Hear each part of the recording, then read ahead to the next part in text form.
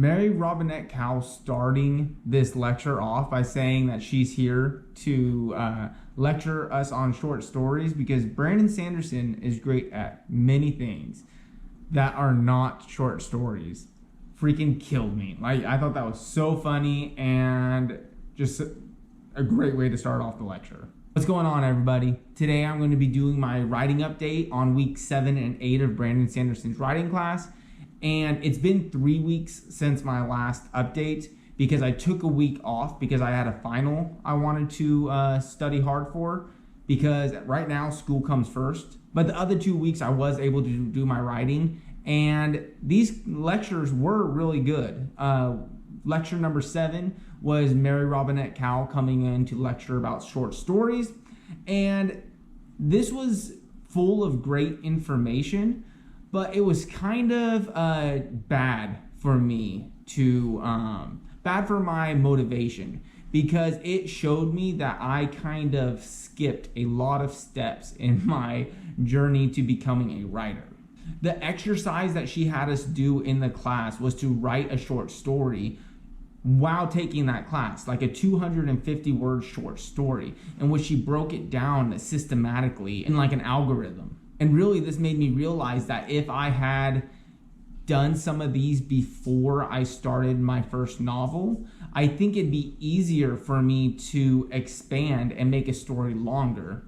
Like a good story longer, like to have all the details and be able to put more details in. And I think that by not having this background to begin with is making the writing process more difficult for me now. Now, I'm not going to stop writing. I'm not going to, I don't want to write short stories. I'm wanting to keep working on my novel. And I think I can use the same formula, the same systematic approach to write different chapters or story character arcs or story arcs within my novel. So I'm going to see how that goes, and I think it really will help me with some of the character arcs that I've been stuck with recently. Even though this lecture probably wasn't the best for my motivation to continue writing, it was chock full of information that will probably make this one of the lectures, besides the 2 world building ones that we did the previous 2 weeks. This will probably be the lecture I go back to over and over again to use that formula she uses for writing stories and kind of proofread my drafts and make it so that when I do get stuck in a place, I have questions that I can ask myself and answer and use as a guide to continue when I get stuck.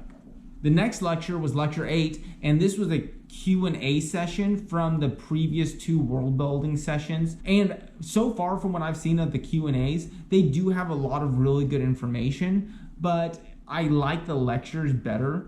The thing that I took most from this lecture was actually right near the end when Brandon was talking about revisions and how he goes back and does his revising work, how his first draft looks compared to how his second and third draft look. Right now, I will get fixated on part of the story or not being able to write things a certain way, and I let that stop me from continuing my story. And I've honestly had quite a little bit of a writer's block with one character arc I'm outlining at the moment.